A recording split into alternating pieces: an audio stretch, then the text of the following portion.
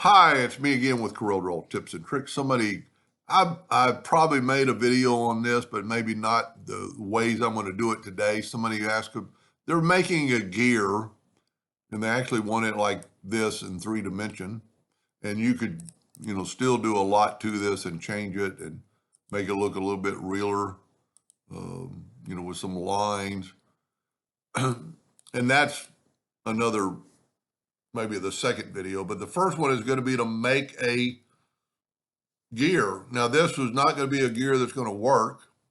Well, you could make it work, but more so just for decorative or drawing or printing. So one of the ways we could do it is and this one's not as accurate, we can use the polygon tool and set it on like 52 sides, hold down the control button. I'm going to go ahead and put P and put it in the center of the page. And then you would just take, two of the nodes, or one of the nodes at first, and then add a node and do like right there. And this is what I'm going to say about not getting equal. For some reason, the align nodes doesn't work on a polygon.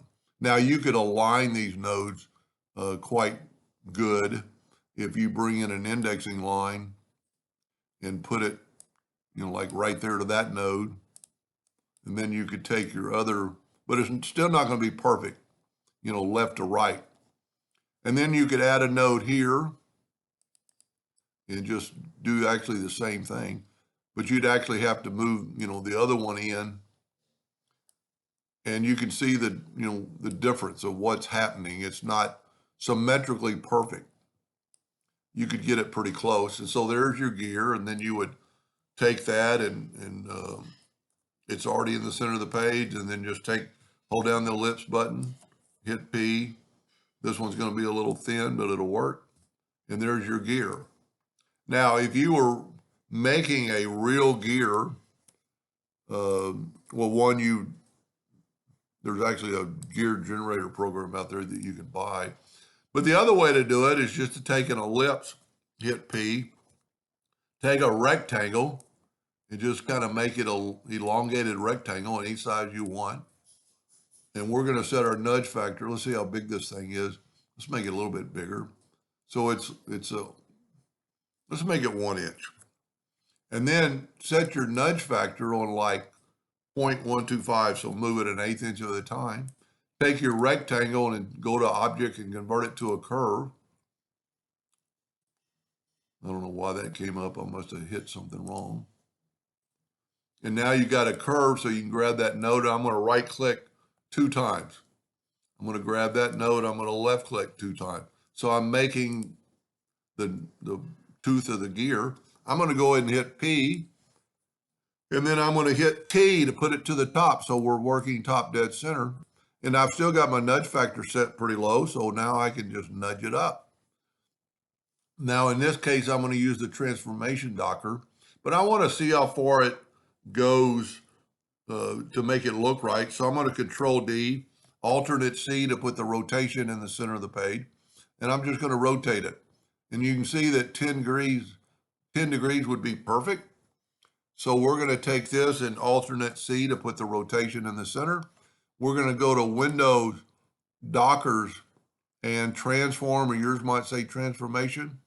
We're going to go 10 degrees, and math tells you need 36, but whenever Corel says copies, it's already got one, so you only need 35.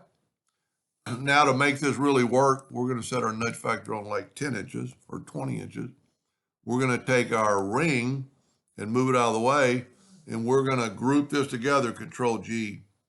Then we can take this back, we can select it all, and we can weld it, and that's what we get.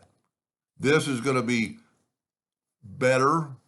The other worked if you just needed a picture. This could actually be a gear. Probably they're too far apart, but we could make it work.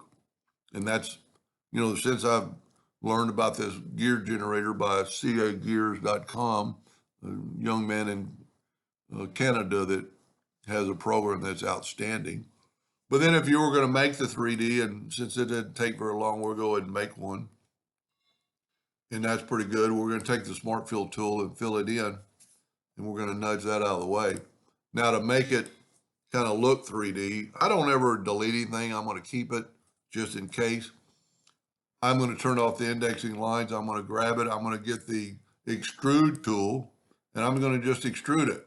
But at this time, I want to go right up here to the rotation, and I'm going to extrude it, kind of give us an angle. Now it might be too thick, so now I can grab that slide bar and make it less of a gear.